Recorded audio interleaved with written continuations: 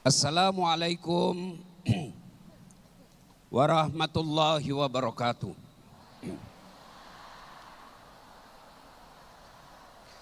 Alhamdulillah, alhamdulillahi rabbil alamin. Wa bihi nasta'inu ala umurid dunya waddin. Ashhadu an la ilaha illallah wa ashhadu anna Muhammadan abduhu wa rasuluh. Allahumma salli ala Sayyidina Muhammad wa ala alihi wa sahbihi ajma'in, amma ba'd.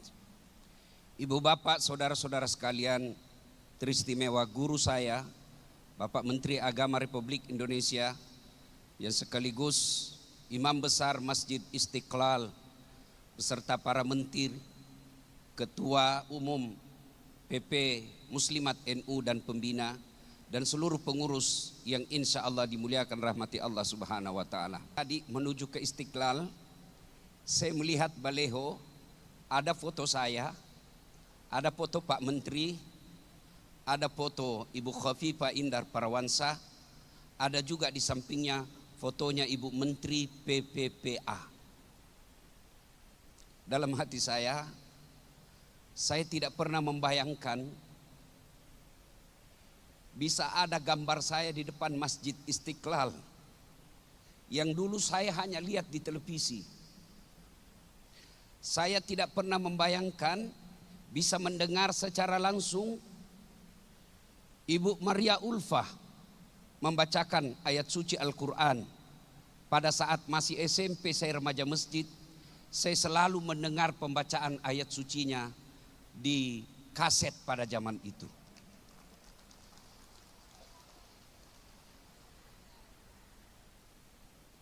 Apa yang membuat saya terharu? Bukan saya yang hebat, tapi doa ibu saya. Ibu saya pernah mendaftar pembantu PLTA Bakaru namanya waktu itu di Pindrang. Mau mendaftar pembantu di perusahaan itu, perusahaan Korea.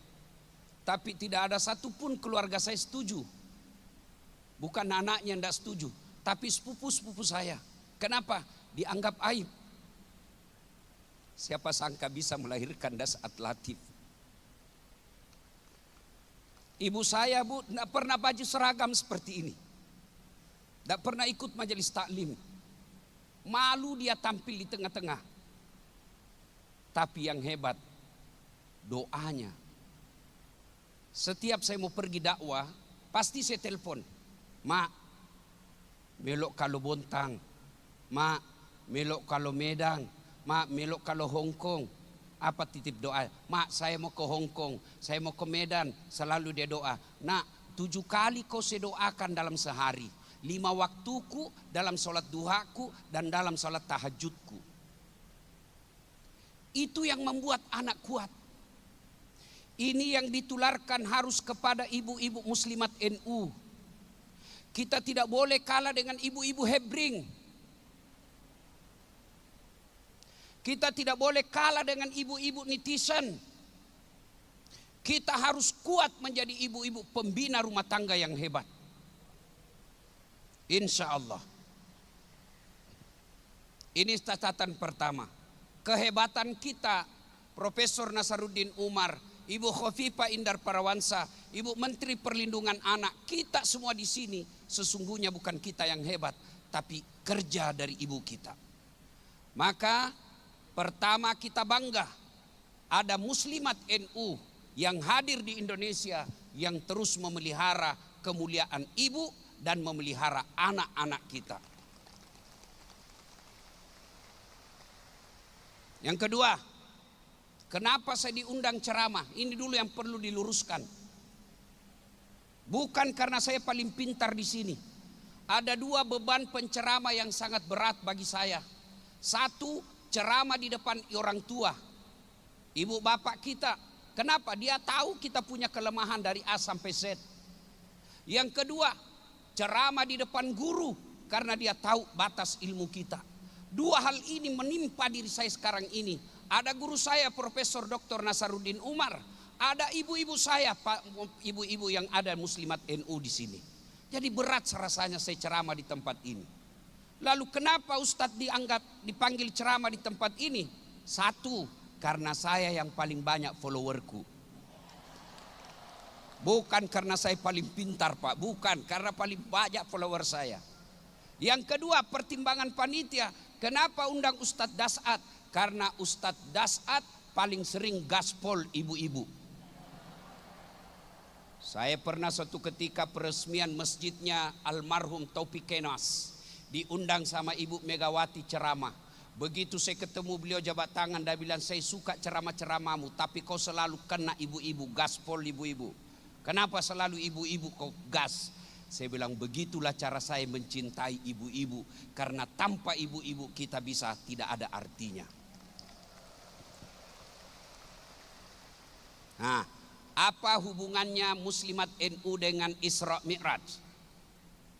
Satu, izinkan saya menyampaikan pemikiran saya. Ibu-ibu, dalam Islam ada 2 tahun yang unik namanya. 1 tahun gajah. Kenapa disebut tahun gajah? Ada ibu-ibu netizen dia bilang, Ustadz, karena bukan tahun kambing. Nah, tentu bukan NU, muslimat NU ini. Ini tahun gajah, tahun lahirnya Nabi. Nah, itu kita peringati dengan Maulid. Yang kedua, ada disebut tahun duka cita, tahun Isra-nya Nabi. Kenapa disebut tahun duka cita? Karena ada 2 orang yang meninggal pada tahun yang sama.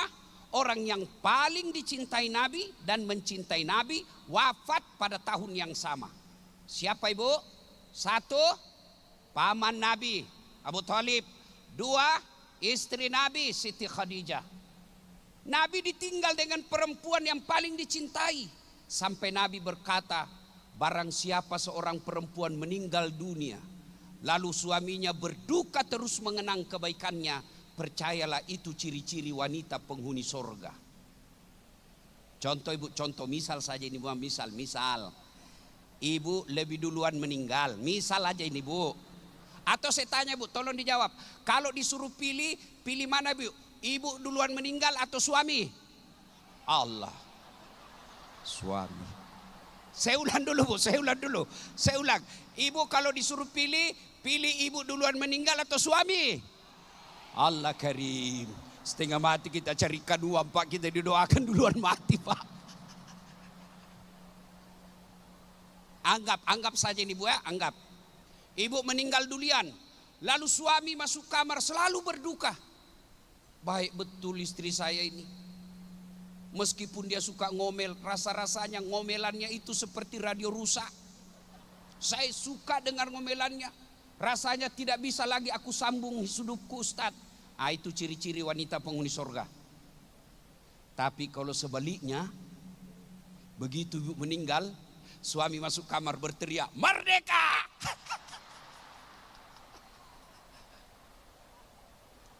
Nabi berduka. Kenapa? Meninggal istri beliau. Pada saat Nabi berduka itu pak, Allah kemudian perintahkan kepada malaikat Jibril. Jibril, kau turun jemput kekasihku Muhammad. Kemana? Taman Mini? Bukan. Kemana? Ancol? Tidak. Kemana? Bali? Bukan. Kemana? Ketemu dengan Allah. Bu, lebaran kemarin saya dapat kartu lebaran dari Bapak Prabowo. Ibu tahu Prabowo? Ditanda tangan selamat hari raya dari Istana Negara, ditanda tangan. Itu kartu lebaran saya bu, saya bawa pulang kampung.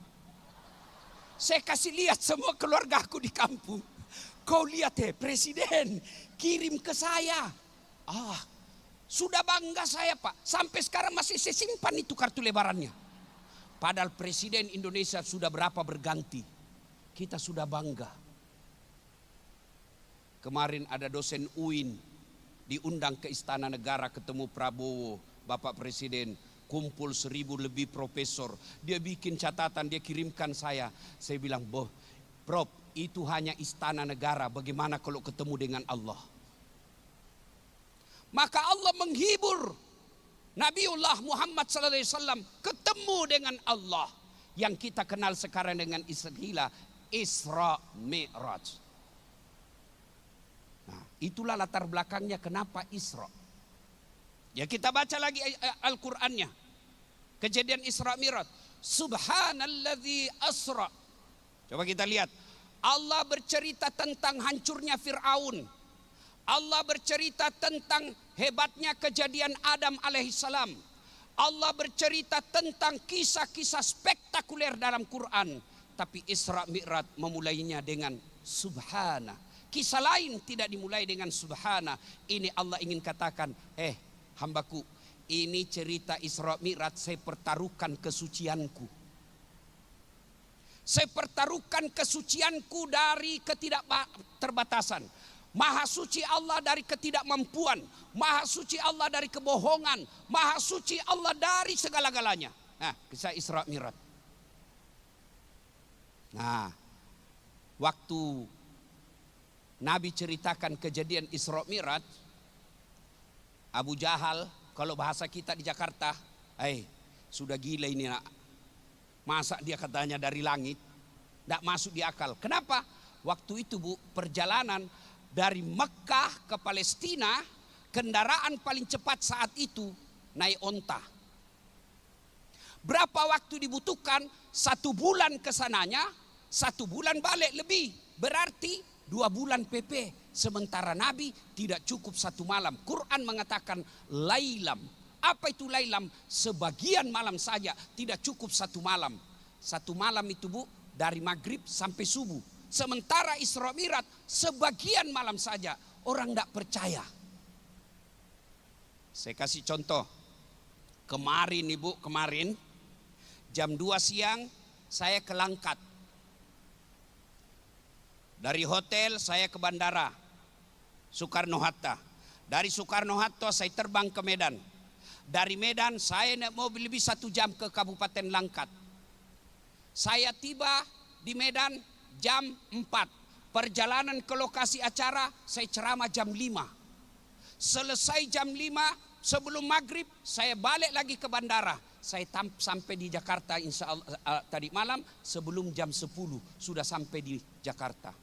Ternyata Ibu, tanpa sepengetahuan saya ada semut ikut di kantong. Tahu semut Bu? Tahu semut?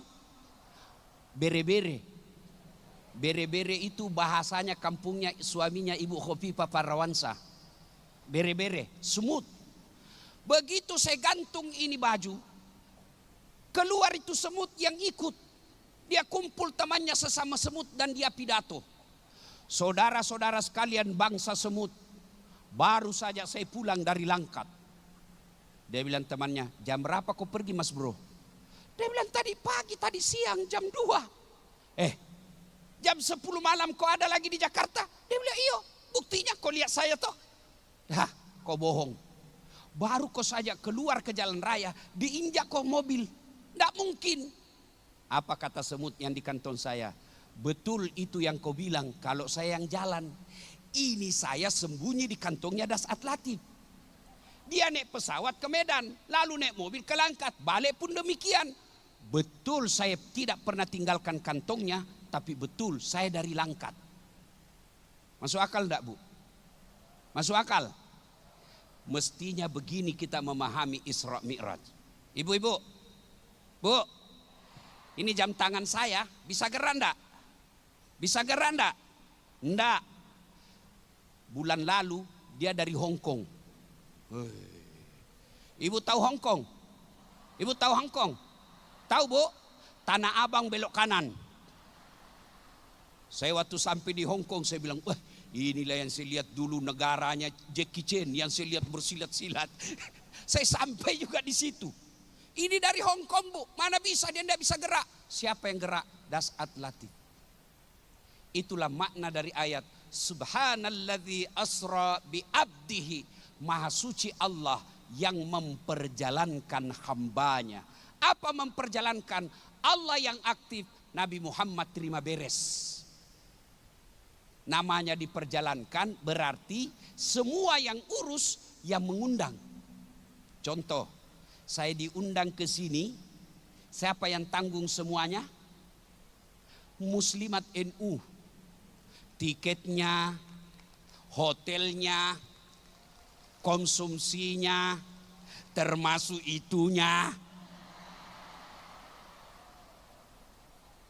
Tapi panitia Muslimat NU tenang, tidak usah ibu tanggung itunya. Ibu Khofifah tadi sudah kasih tahu, saya yang tanggung itu Pak Ustadz. Tidak usah. Berarti karena Allah yang ngundang, semua fasilitas ditanggung oleh negara.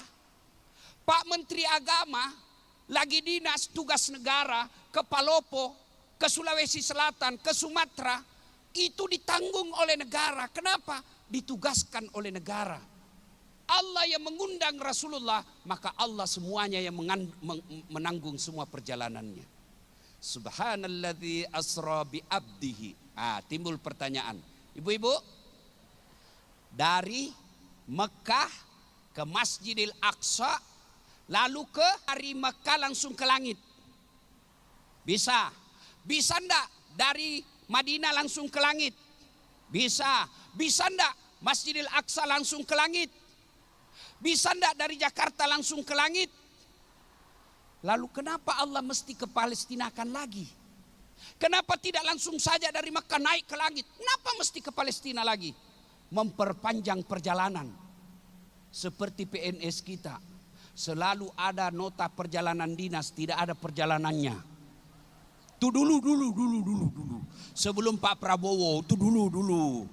Enggak lagi sekarang, enggak sekarang enggak lagi.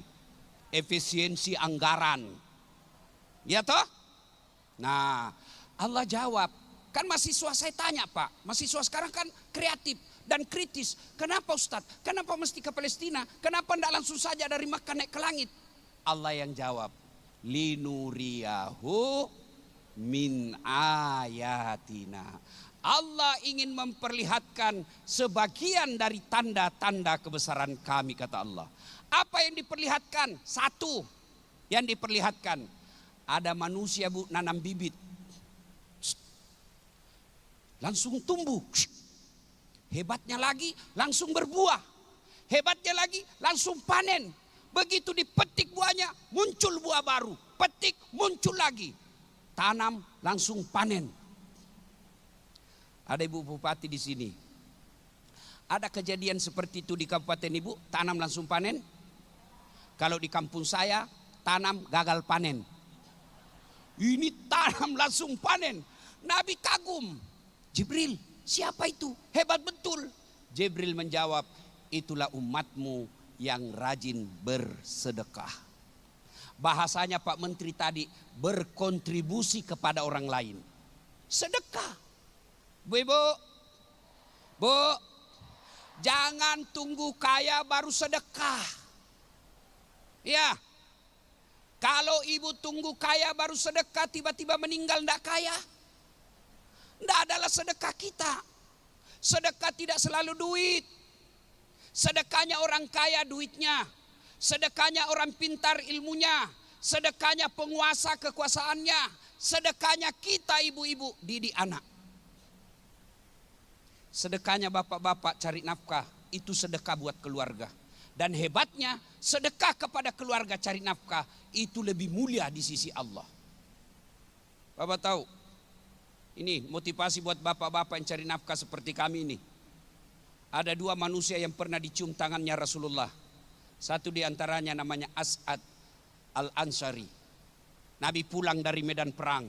Tiba-tiba Nabi jabat tangan dengan sahabat ini. Terasa tangannya sangat kasar. Nabi bertanya, kenapa kasar begini tanganmu? Kan kentara itu tangan pejabat dengan tangan buruh. Iya kan? Iya bu. Coba jabat tangan dengan Ibu Khofifah dengan Ibu cleaning service. Beda-beda itu. Iya toh? Nah, Nabi, kasar begini tanganmu. Kenapa? Ya Rasulullah, saya buruh.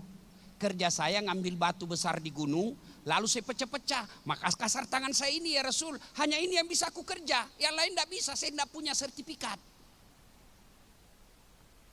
Nabi ambil tangannya. Lalu beliau cium. Saudaraku, ketahuilah, inilah tanganmu yang akan mengharamkanmu masuk disentuh api neraka karena kau cari nafkah yang halal. Bukan cuma laki-laki, ibu-ibu juga sekarang banyak cari nafkah. Saya kagum lihat ibu-ibu yang kuat cari nafkah. Suaminya hanya tinggal di rumah, istrinya yang cari nafkah. Ibu seperti ini pahalanya ganda. Kenapa ganda? Misal saya diimpamakan pahala kepala rumah tangga 5, pahala ibu rumah tangga 5. Karena suami tidak bekerja, ibu borong pahalanya menjadi 10. Nah, kita lanjut. Sedekah. Ibu-ibu, sedekah kreatif, Bu. Ibu di rumah pasti ada plastik kan? Mulai dari botol, kantong kresek, tempat-tempat kue.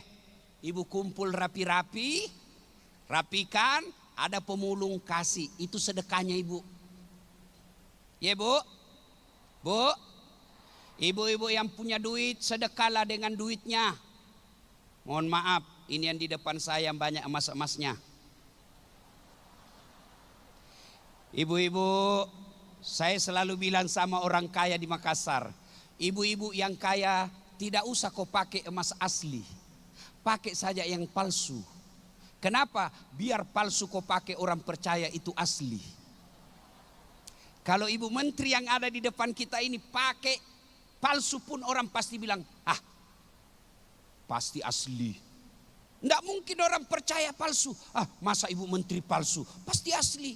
Maka saya sarankan ibu pakai yang palsu saja. Yang asli bawa ke tabungan Muslimat NU.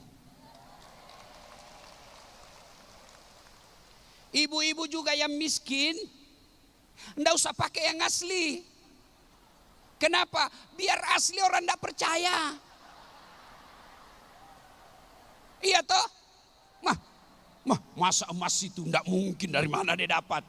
Maka ibu-ibu saya sarankan pakai aja yang palsu, karena orang tidak percaya juga yang asli. Yang palsu ibu bawa, yang asli bawa ke Muslimat NU. Itu yang disebut pandai menyikapi harta. Tidak ada orang bangkrut gara-gara sedekah. Dan tidak ada orang suka orang yang bakil. Saya mau tanya, ibu-ibu, senang menantu yang pelit atau dermawan? Senang tetangga yang pelit atau dermawan? Senang suami yang pelit atau dermawan? Tuh, tidak ada yang senang orang pelit. Bahkan orang pelit sekalipun tidak suka sama orang pelit. Iya toh? Dia bilang, enggak usah kok ke rumahnya, pelit. Padahal dia juga pelit. Ibu-ibu yang banyak kudungnya, dengar nih, koleksi kudung sampai 1 lemari. Ada, saya lihat begitu, ada. Ngapain ibu 1 lemari? Memangnya kalau ibu pakai keluar 4. 2 aja ibu pakai, orang bilang, sudah gila, kasihan itu ibu. Maka lebih baik yang banyak itu berikan kepada saudara-saudara kita Muslimat NU yang kebetulan jilbabnya hanya 2. Berikan saudara-saudara kita yang miskin, yang tidak pernah menikmati jilbab-jilbab mahal. Niatkan sedekah, mudah-mudahan kita jilbab itu kita nikmati di akhirat kelak. Ayo Bu. 2, karena waktu terbatas. Apalagi dilihat Nabi. Ada Nabi lihat manusia kukunya terbuat dari tembaga api neraka. Dia cakar-cakar mukanya.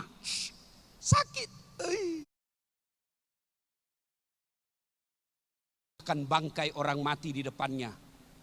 Nabi bertanya, Jibril, siapa pula itu? Dia tahu sakit tapi dia cakar. Dia tahu bangkai tapi dia makan. Siapa dia Jibril? Jibril menjawab, itulah umatmu yang suka menceritakan kejelekan orang sesamanya muslim. Ini di medsos sekarang, hati-hati. Kalau zaman ibu saya dulu mau gosip, mesti tatap muka. Mesti datang di sumur, cuci bareng-bareng, baru bisa gosip. Sekarang difasilitasi grup WhatsApp.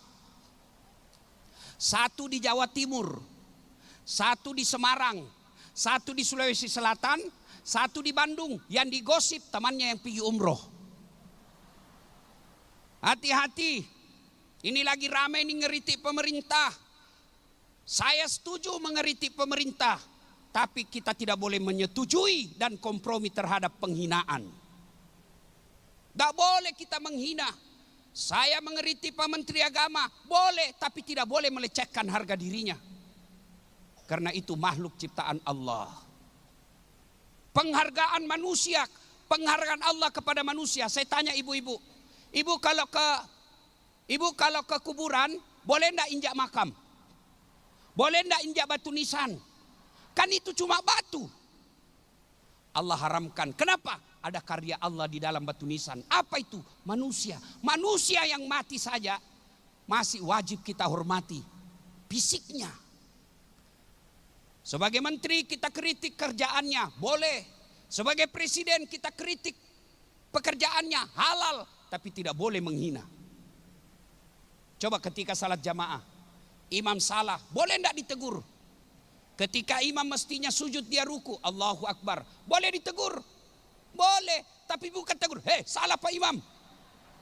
Tidak boleh. Tidak boleh, hei beleng-beleng ini Pak Imam. Tidak boleh. Apa kita ucapkan? Subhanallah, kita puji Allah. Itu adab. Maka ibu-ibu hati-hati di medsos. Jangan gampang percaya karena bisa jadi itu produk teknologi. AI namanya, Artificial Intelligence. Dan itu saya sudah korbannya di Facebook. Muka-muka saya, suara-suara saya, badan-badan saya. Apa dia jual? Obat kuat. Langsung saya japri itu anunya, adminnya. Hapus itu. Kalau kau tidak hapus, saya tuntut kau. Kalau jual air sam-sam bolehlah. Sejadah boleh jual. Tasbih boleh kau iklankan saya. Obat kuat. Saya bilang kau menghina, saya masih kuat ini. Hati-hati Bu. Bisa jadi muka Pak Menteri, bisa jadi muka Ibu Menteri, suara Ibu Menteri. Tapi ada teknologi yang bisa mengubahnya Bu. Hati-hati. Gosip, kata Nabi, 2 penyebab perempuan gampang masuk neraka. 1, tidak bisa jaga lisannya. 2, tidak bersyukur terhadap suaminya. Saya yakin penyakit 2 ini jauh daripada muslimat NU. Tidak suka gosip. Kalau ibu-ibu yang lain, ada tetangganya parkir mobilnya mintip. Datang pengajian, dia tidak gosip tapi mukanya. Apa?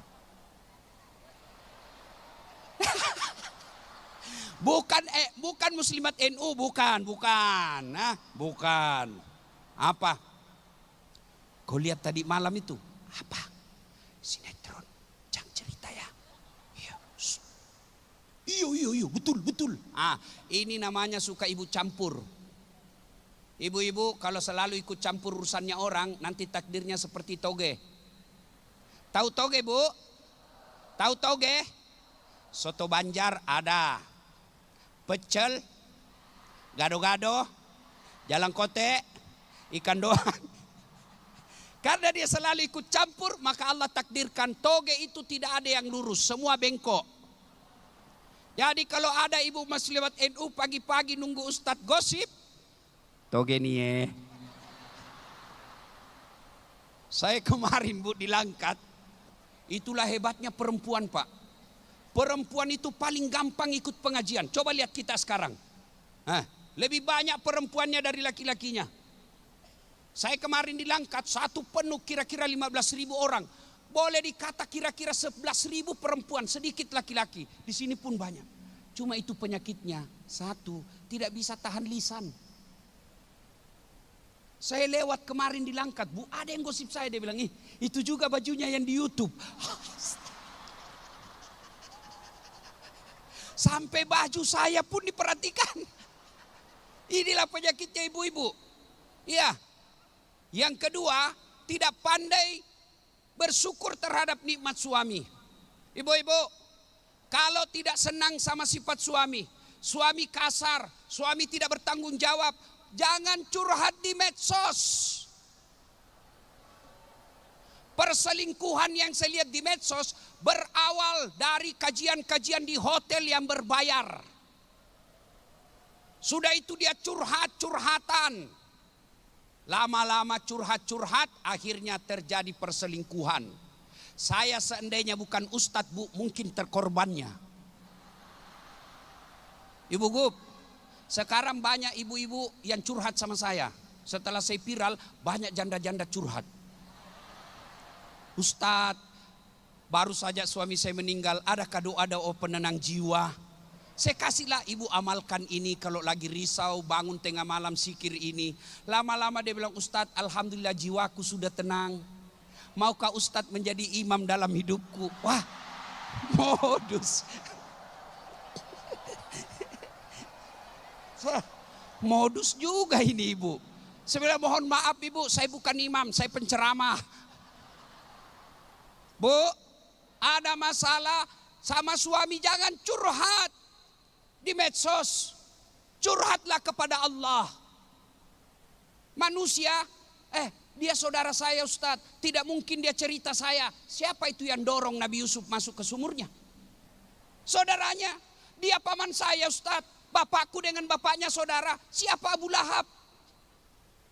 Pamannya Nabi. Jadi Bu, ada masalah, jangan curhat di medsos, minta kepada Allah. Ibu juga kalau tahu rumah tangganya orang bermasalah, jangan digosip. Untuk apa? Kasihan betul itu ibu, rajin majelis taklim, tiap bulan 4 kali pengajian, suaminya selingkuh. Ibu ucapkan, na'udzubillah min zalik, kita berlindung kepada Allah dari keburukan seperti itu. Suami tidak marah-marah suami, ibu nyanyi aja santai. Pulangkan saja aku pada, atau lihatlah tanda bekas sering kau. Bila kau marah, salah samakah aku yang di. Oh, berarti ibu-ibu tua memang sudah di sini. Benar, ini sudah cocok muslimat NU, bukan patayan. Bu, kalau bertengkar sama suami, jangan cerita kejelekannya ke mertua. Bertengkar sama suami, jangan cerita kejelekannya kepada ipar, karena tidak ada faedahnya. Lebih baik ibu bangun sholat hajat, minta kepada Allah. Kekuatan ibu ada pada doa. Saya juga kalau istri saya ngeluh, saya juga tidak marah, saya balas juga dengan lagu. Kenapa kau terlambat? Kau selalu tinggalkan kita. Pulang 1 hari, pergi lagi 1 minggu. Saya diam-diam, saya balik sambil saya menyanyi. Tiap malam engkau ku tinggal pergi. Bukannya aku sengaja. Demi kau dan terpaksa. Wah, mantap. Bu, itu jauh lebih baik daripada lagu ibu-ibu netizen. Apa ibu-ibu lagunya sekarang Bu? Putar ke kiri nona, putarlah ke kanan. Apa itu kau dapat kiri kanan? Jangan sampai ibu muslimat NU, contoh-contoh itu majelis taklim sebagian. Jilbabnya sempit, warna jilbabnya seperti warna kulit. Bapak-bapak di belakang, ibu-ibu di depan. 1, 2, bapak-bapak di belakang. 3, Bu, ibu, ada ibu lihat begitu? Tugasnya muslimat NU untuk dakwah kepada mereka. Ya. 3, apa dilihat lagi oleh Nabi? Bu, ada lagi dilihat Nabi, orang yang diberikan pilihan daging yang harum, matang, bersih, di samping kirinya daging yang bau, berulat, busuk, suruh pilih mana? Apa dia pilih? Daging yang bau bangkai dan berulat. Ya Jibril, siapa pula itu? Jibril menjawab, itu umatmu yang suka berselingkuh. Saya diprotes sama ibu-ibu, sekarang Ustadz lebih banyak laki-laki selingkuh dari perempuan. Saya bilang sama. Sama jumlahnya ibu. Kenapa bisa? Masa laki-laki selingkuh sama laki-laki? Tapi tidak usah bahas ini, lain kali. Karena waktu terbatas. Nabi sampai ke Masjidil Aqsa. Naik. Terima. Allah menyambut Nabi. Assalamu alayka ayyuhan nabiyyu wa rahmatullahi wa barakatuh. Nabi kemudian disambut pula. Nabi menyambutnya. Assalamu alayna wa ala ibadillahis salihin. Ashhadu alla wa ashhadu anna Muhammad ya Rasulullah. Itu jawabannya Allah, dialognya Allah ketika Isra Mi'raj. Berarti tahiyat itu Bu, berdialog. Dialog antara hamba dengan Allah, dengan hambanya. Ibu tahu enggak namanya dialog? Dialog itu saya bicara, ibu diam. Ibu bicara, saya diam. Itu namanya dialog. Kalau ibu bicara, saya juga bicara, bertengkar.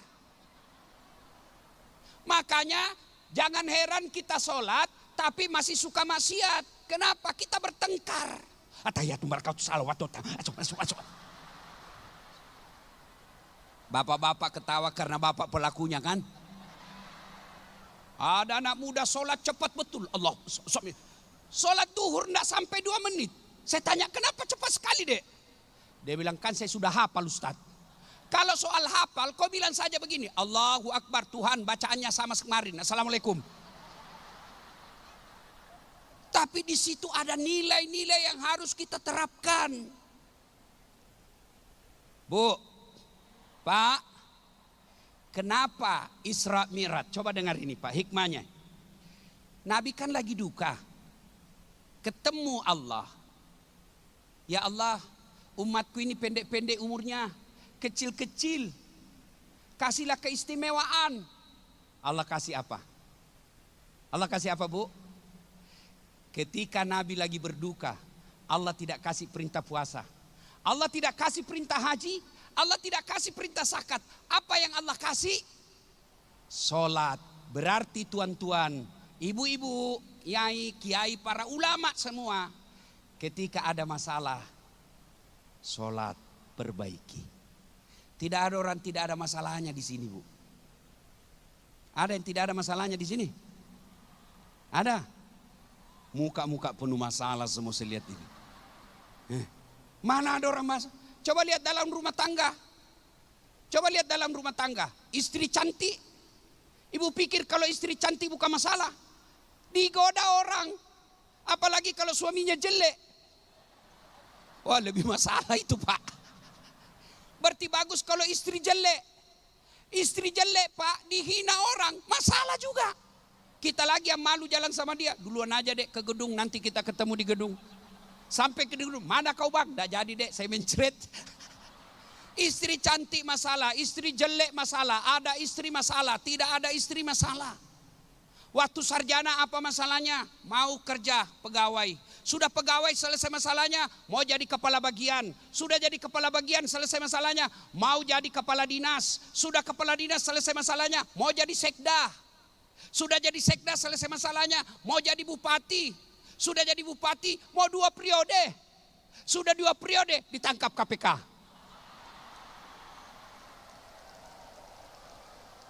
Iya toh? Mana ada tidak ada masalahnya? Ini bapak-bapak ini, ya juga semua ini Pak. Tidak ada orang tidak takut sama istrinya, termasuk Ustaz Dasad. Tidak ada itu. Masalah. Berarti ketika ada masalah, bapak ibu tidak usah cari kambing hitam. Lebih baik periksa sholatnya. Ustadz, kenapa rumah tanggaku kok mewah rumah, mobil bagus, fasilitas ada, kok tidak bisa ada sakinah? Kok tidak ada ketentraman jiwa? Tidak sholat. Saya sholat Ustadz, betul kok sholat tapi tidak ikhlas. Hayya 'alas sholat, asar lagi. Tidak ikhlas. Saya sholat Ustadz, betul ibu sholat tapi yang diingat masakan. Allahu Akbar. Wih, lupa matikan kompor. Oh pasti ibu tidak ingat Allahu Akbar. Iya toh. Saya sholat Ustadz, betul sholat, tapi tata gerakannya dari pertama sholat sampai puluhan tahun masih begitu-begitu. Allahu Akbar. Iyyaka na'budu wa iyyaka nasta'in. Ihdinas siratal.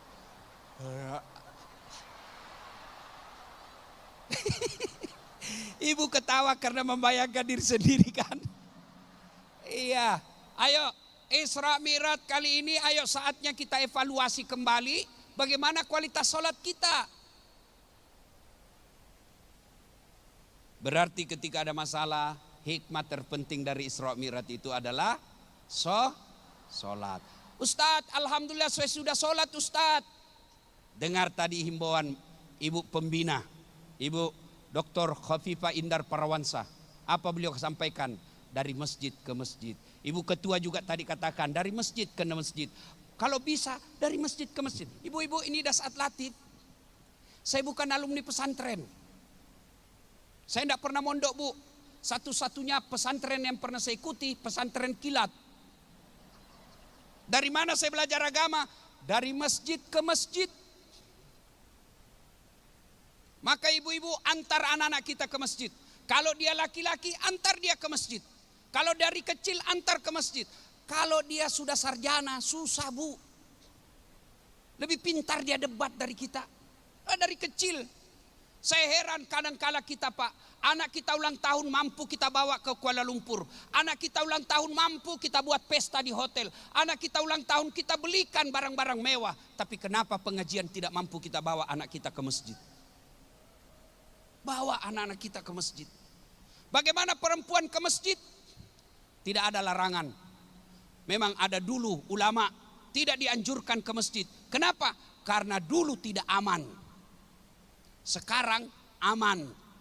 Dulu kalau perempuan ke masjid diculik dan dihina. Sekarang tidak ada, Bu, aman. Apalagi kalau ibu sudah usia 65 tahun.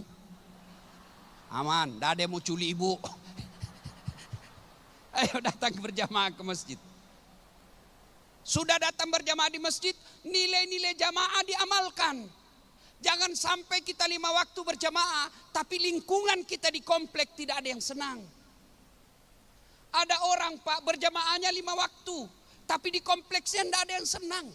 Depan rumahnya bertengkar gara-gara sampah. Samping kanannya bertengkar gara-gara parkir.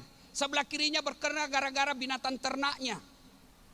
Padahal hikmah salat jamaah itu rahmatan lil alamin. Coba kalau kita ke masjid, Nabi anjurkan kalau ke masjid pakai parfum sikat gigi. Apakah sikat gigi sama parfum sampai kepada Allah? Tidak. Tapi apa? Makna pendidikan sosialnya. Jangan kau ganggu orang di sampingmu. Jangan sampai kau husuk dengan bacaanmu. Allahu Akbar.